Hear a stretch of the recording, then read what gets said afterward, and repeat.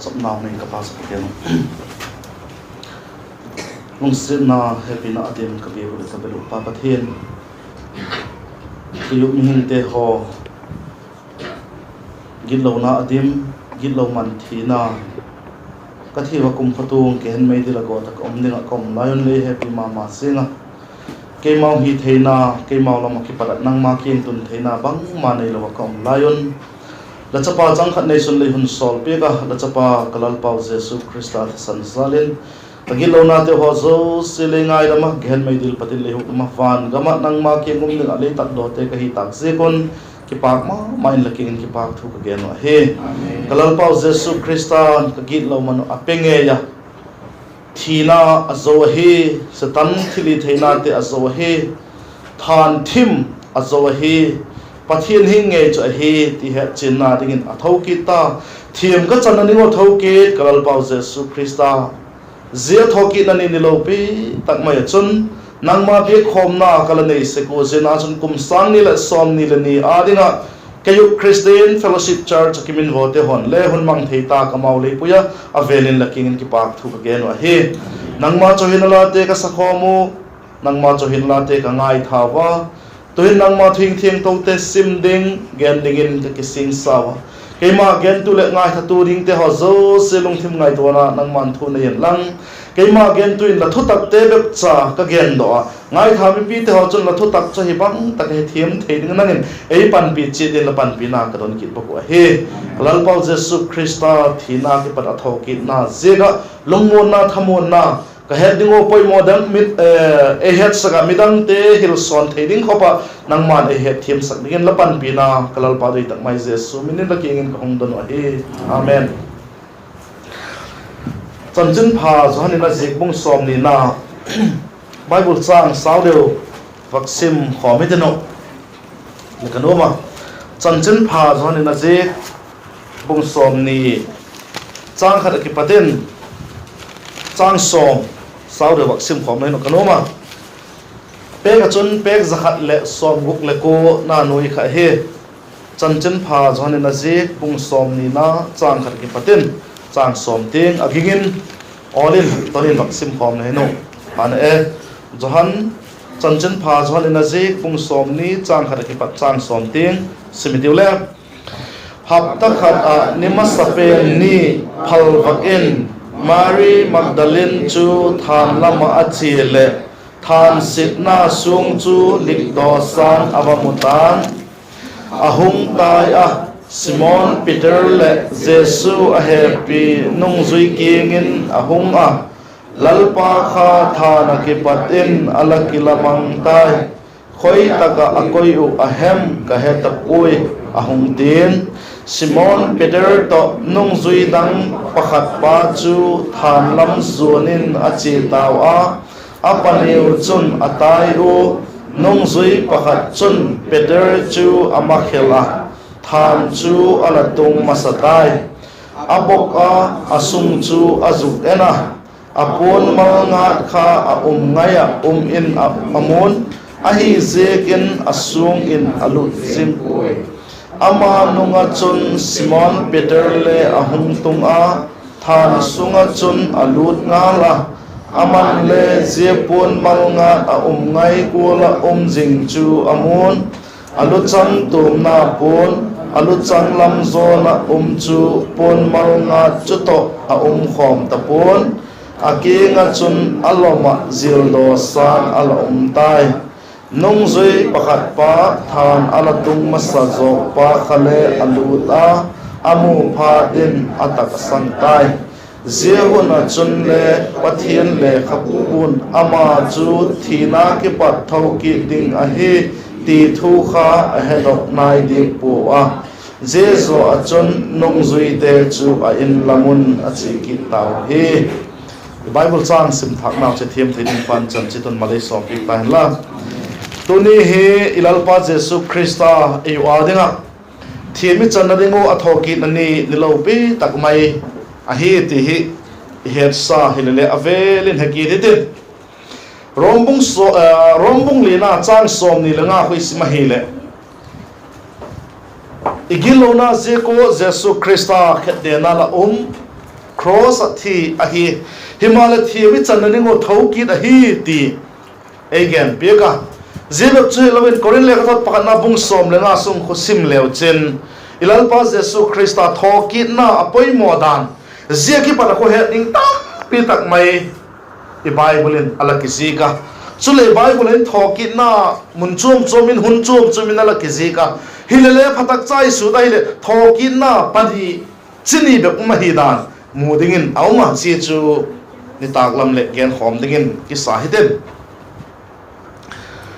ilal pa jesu christa hung pian na le athina le thawkikna hen khang thu achun history achun bangiti de center point poimo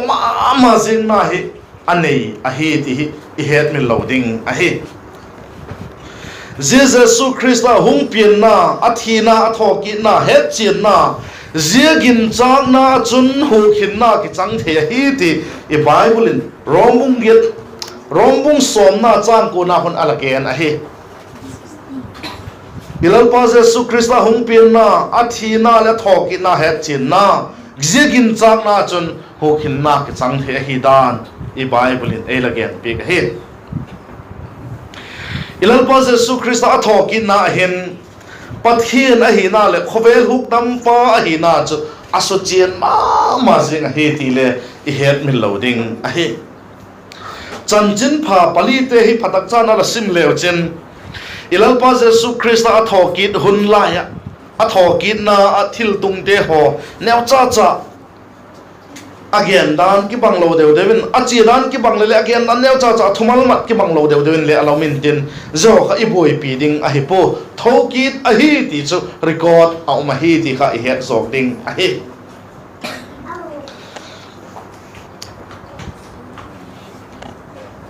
ilal pa jesu christa thina ki pat thawkikna hen avele nong gening ka khovel huk dam pa hi na chu asuchin ma je hi ti kha i het mi loading a hi dana ivak gen ahung pian na athina la thawkikna hen khang thu history achun poimo na centralize an yui ti gen pen kha ki chin na ding tam lo chawak gen lai lem ilal pa jesu christa khovela ahung pian a hen kum sim dan ahung ki sangal a hi bc pen kha ad in ahung ki sang ilal pa jesu christa apien masanga khan kum kha atam la maki patin so maki patin pako paget pasage paguk panga pali pathum pani pakhat tilamin ahung kisima ilal pa jesu christa ahung pin hin zi ahung pin khan akum simdanu kha abei hun tong ki tuk chata ilal pa jesu christa pin achun pakhat pali pathum pali panga paguk pasagi paget pako pasom tin atam lamin sim tawin oma tuni hin ilal pa jesu christa apien ki patachun kum sang ni le som ni le pani a hitai ti i het ding a he khoya bang tinana kum sang ni le som ni le pani hung zinga ta ti kha i boi loading a he ilal pa jesu christa hung pien ki patakha kisim to bc a hi le chu before Christ jesu pian masang eri ahile eno domini akite ma khailal pa jesu christa hung pian nunga kuma sim dano atam la mong sim to kha he ti kha het na loading a he khang thu sangala ong pinga chun khang thu ki sangala chule ilal pa jesu christa hung thi khan lamtang ma jing chu record thopi tak mayum chu sun chang pa lai takin da kal thum Tunpi azing he ti i bible in le kizika chule history ale record thope tak mai church father ma mi som le nivelin record alabol he e chu alam nang ma jing khat a he ale ilal pa jesu christa athia da kal thum lam chu bang je ga thim jing je ga hidem etia hile ilal pa jesu christa chu athinge hi tia ki chet na le ilal pa jesu christa chu pathian a hi zekin nisa te hole thapi te hole khovel vak te ho chunga thuane ya ji cho control a hi ti akichin a hi pathian hing a hi na asuk chat na khata hi hukdam pa hi na beklamin ma pathian hinga hi na thil zo si chunga thunei tu khovel fak te ho chunga thunei tu hi na asuk lat na hi di kha het min loading hi thupi ma ma sing hi chula ilal pa jesu krista athokina hin pathian alabi tu te ho pathian alho tu te ho pathian ho na ni kha ahung ki sang ahi ilal pa jesu krista athokin nunga hin sabat ni itide ma hilole chol ni itide ma hilole ayun tulai he tu kigin ni iti wa hin masanga chun pathian alabiek se ko hi chokal khat adinga ani sagi ni khata ki pat ni sagi ki sim to se ka ani sagi ni kha pathian alabiek na ni ho ahi je chu chol ni tin le he tin auma sabat ni tin le he tin alauma je ne chun pathian alabiek se ko ahi ahin la ilal pa jesu krista athoki da hin bangti ka thoki da hi amiti le bible simaile cholkal khata dinga nimasapen ahung ti ta chalama hatta kata nimasapen ni ahung ti chu jeni chu pathian ni tin imangu bangse ka pathian ni ti hamiti le ilal pa jesu krista thina ki pata thoki ne hi zegin pathian ni tin ilamangu jeni chun pathian bietu te hunung che to zela christian hung ki te ho chon pathian a bek na niu kha jeni chun ahung mang ta he je ka chun calendar hi an leo chen sunday hin ki panding a he sunday ki tin ki panding a he sei cholkal khata nisim dan anima sape na hi dikha I het min loading a he ei loin thotani panding bangin ki ging cha hilo a he thotani ti pen kha na sep pat ni jega ei paw chon sep pat ni ti le ki let a he ni khat ni chu pathian beng na ni khoi ma to hi zegin na va ki sem lo hi zega chon pathian ni iti topo azing chokal khata ding anini na chu set pat ni tin imang to a he ti kha I het min loading a he ilal pa jesu krista thoki da chon pathian beng na ni kho ahung ki sanga jeba na chun banga ki sang da ngomem itele doilok ma zin jesu krista le azui ding bang ta ko zui ngam lo adeken midang tampi le peter ahang san pen pa adoi lokin fakyan ni dio bangje ka hang san pen pa doi lok again ning ka ti hemiti le som le khat ti tai tiu judai sakrot pang lovin som le khat te ho la ka jesu a thiam pu te ma ga din lai vasui lut ngam sun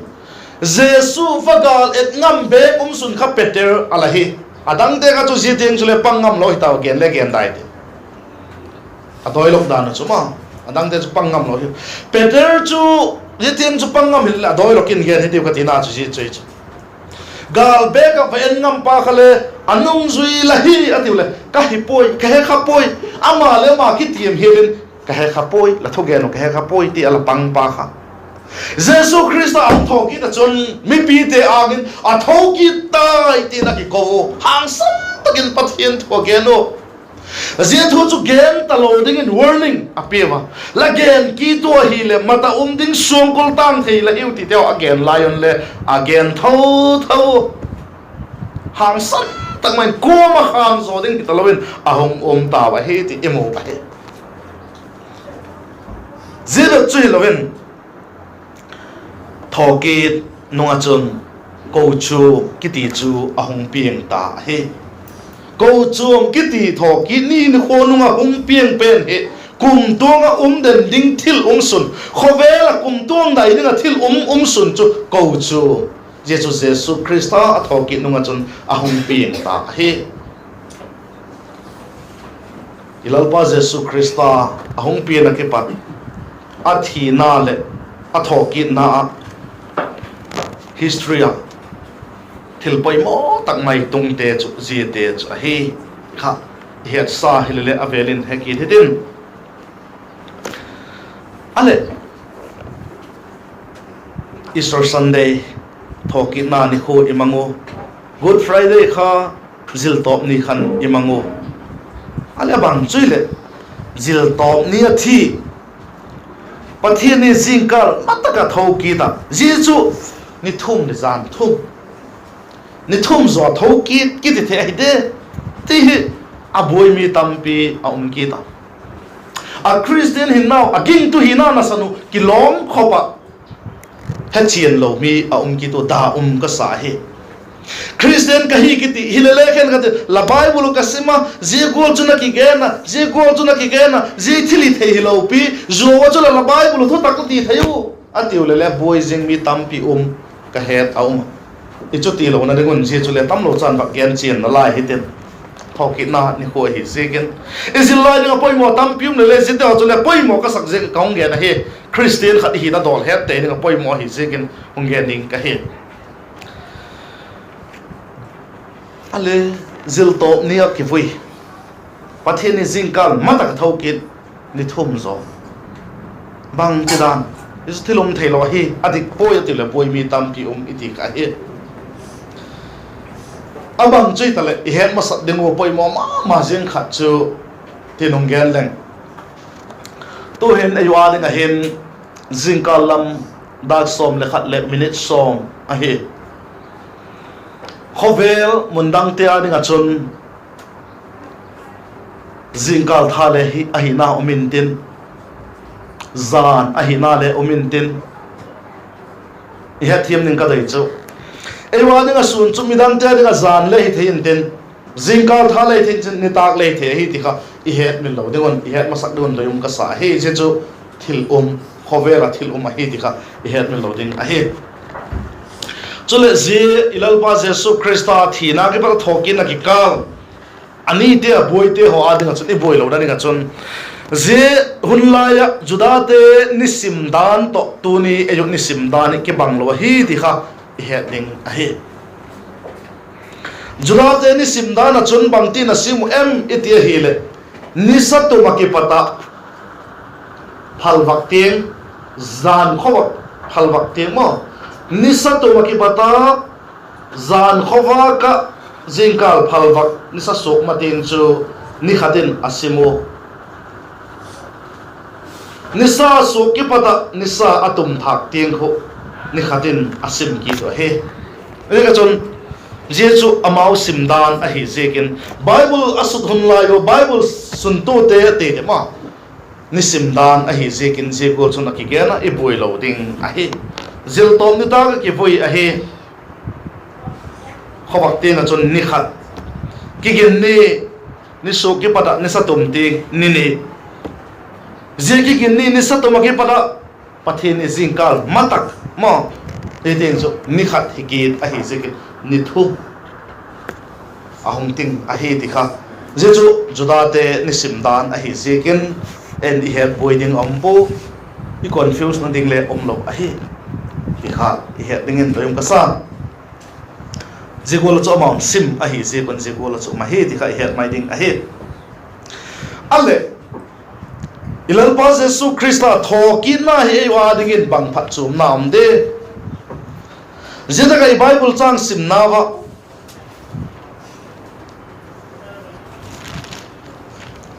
cholkal khata dinga nimasa haptan khata dinga nimasa ben phalwak Mary Magdalene to than lama avachina je ke holim na te ho hile chanjin phadam te ho sim le jan than o mai chu than ending avachi la yu khan o sum chule konai la do pik na di o ti khama boina chu Jesu chu thisa hi jeng le than sunga allu ma thisa chule vamu nom na lai ngai na ma seng a heuti akilanga ahin la athugen kha adam la ya thugen thoki ding ka hi ati kha ala he phalo mi a lai zangwe anong zui le hi ngai na ma je wa hi wanga chu zia thugen kha la he phalo ai chu je gola chu Jesu zui te hi kha ko chun Christian je gol mi te hi kha ko chun Mary to Magdalene te ho gol he boy ding hi wa hi ichu ti lo ding wa he amau aphapo katipo amau akipata isil diwo do yumchu zigol lo mangaya zigol lo ma happy cho hiu chun athugen kha a het zingo atak sat digo chu apoi mo a hi katina hi ibol chu nei le Krista Jesu Kristan azil sak thamon na ei piek te ho hi he to ilung mon pi de he Bible sim le het thimak sa thim chu Zedaka Simon ahungtaya Simon Petrol Jesu happy nung zui kingin ahunga Simon Peter mina kigena Jesu na happy amina kigen po anoi la ka sim ki leuchen Simon Peter nung zui dang pakhat pa tinong kigena pakhat pa chu ko hi ki zikit po apa niu chu na tayo ti Peter to khat cho mina kigen po nung zui pakhat chun Peter chu ama khela ati ji Peter ma khel pai koi ki gen po pakhat ki gen lo to kha juda te lekha sikdan ta ka chun a hi ding mong a he Johan happy Johan gen na he ti ka het min lo ding a he ji a hin juda te lekha sik ta kol amao azik tu te min kha ki zi ngai lo a he wa ti so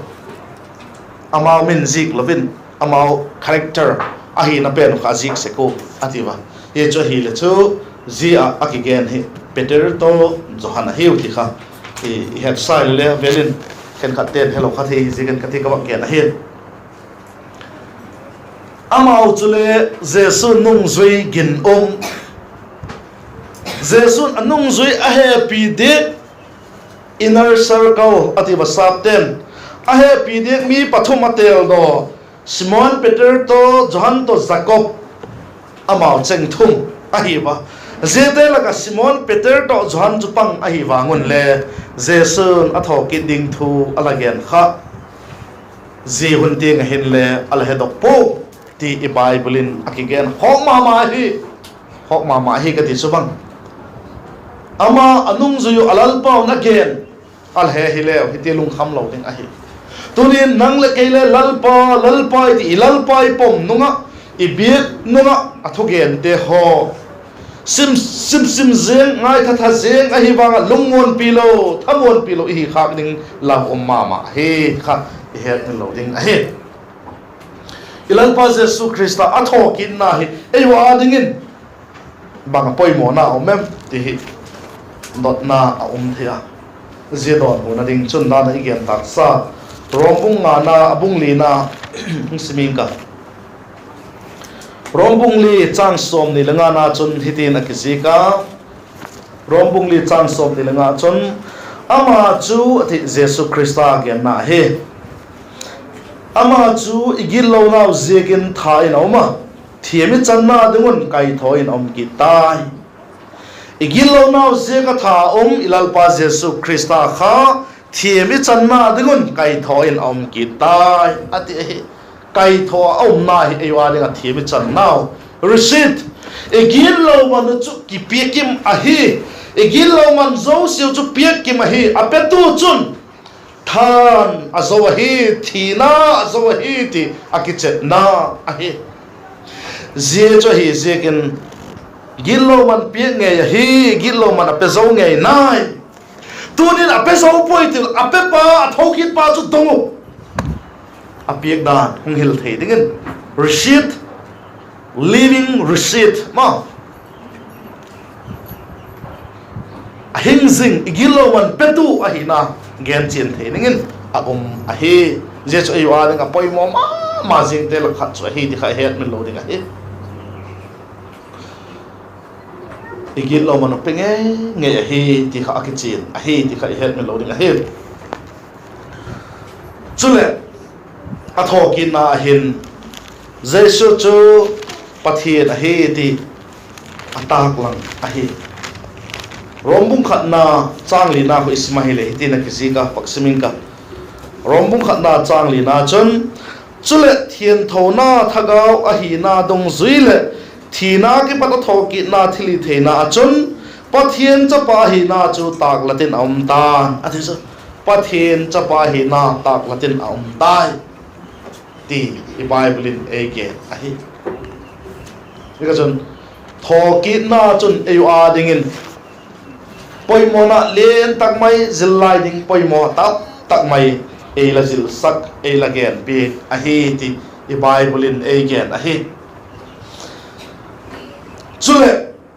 ilal pa jesu krista thawkikna pada i het te ningo inna yo ilung mon pi dingo do yoma ma jing chu bang he em itile rombung ge na chang som le khat nan e gen pi ka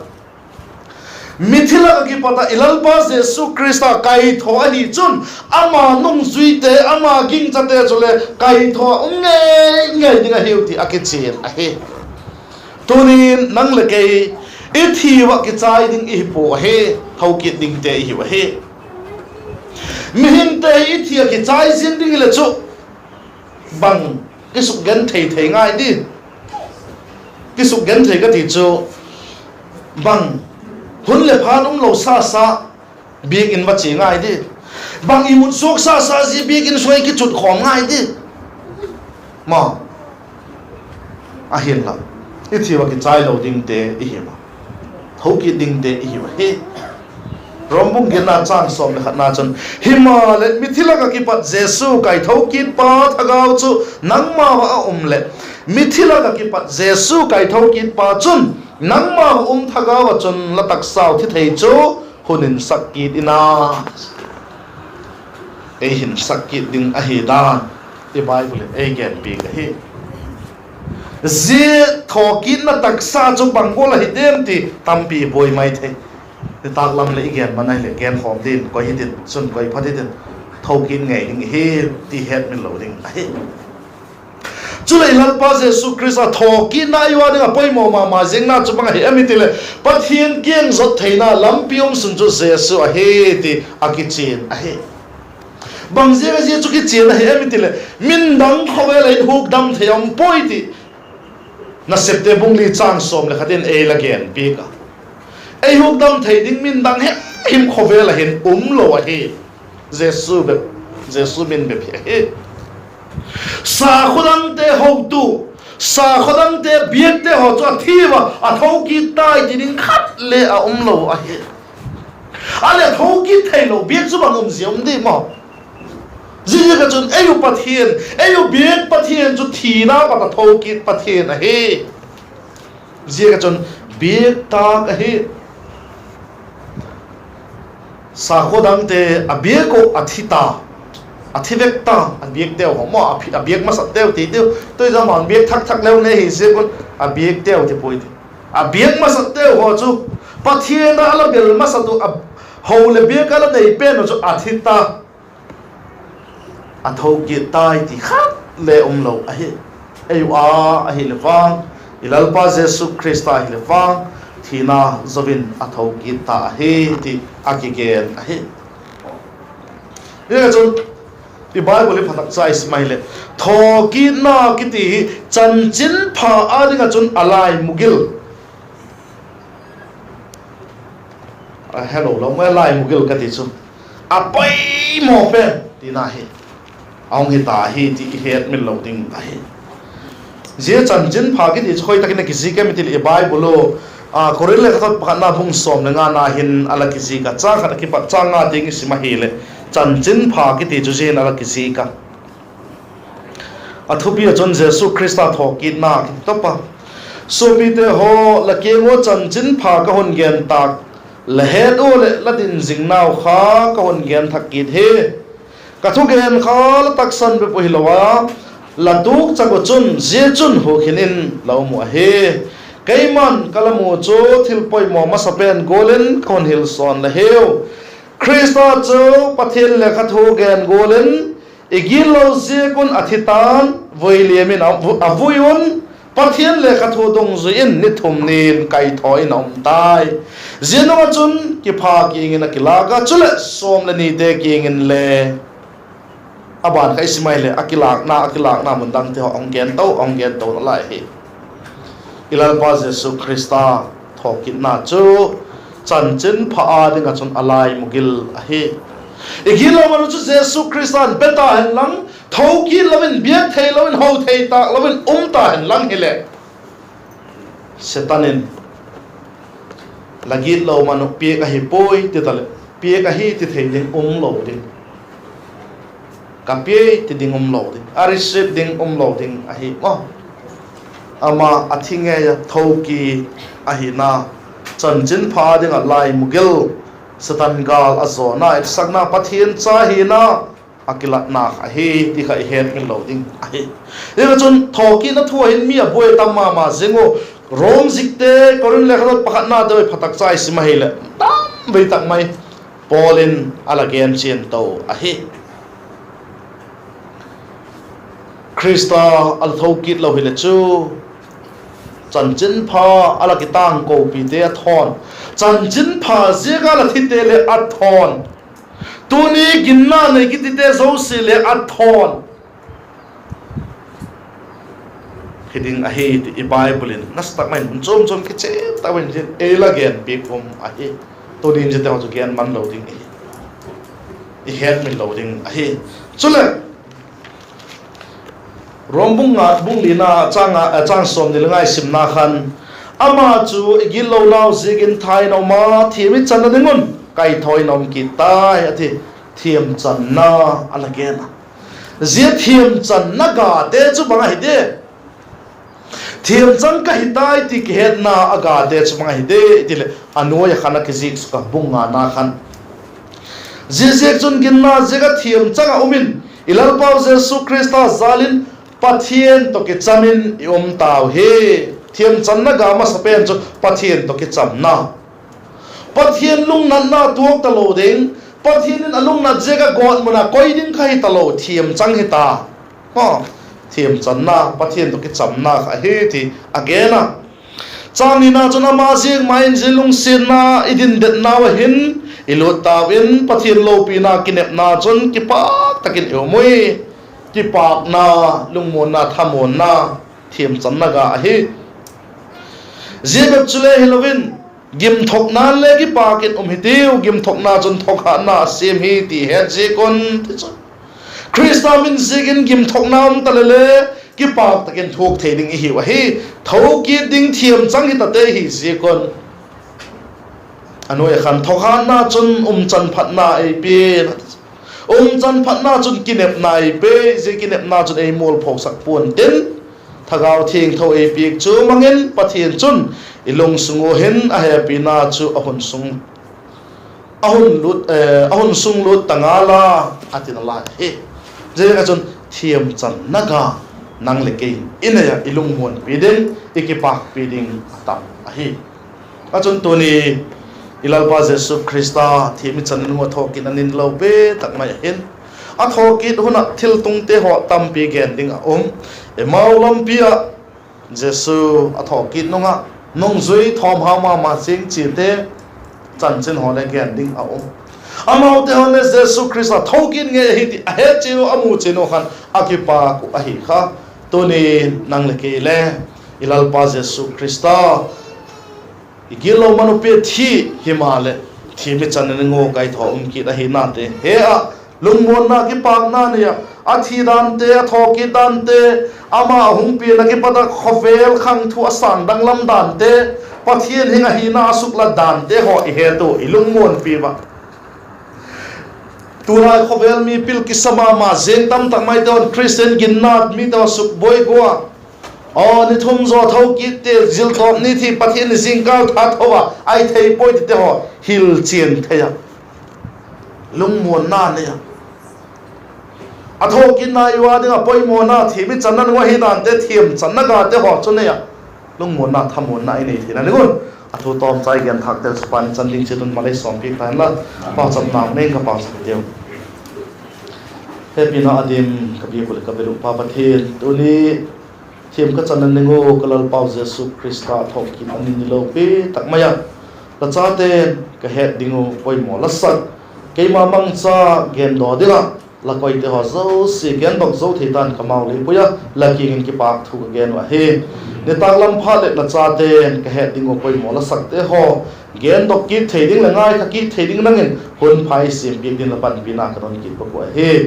kami malu ka poi mo dan tum zui che don la thu te he the ma lung mo na nei theding nangin ei mal som bi gin tin kamal som na kalal pa ri tak mai jesu minin la ki ngin ka hong don wa he amen chan chu man ki pa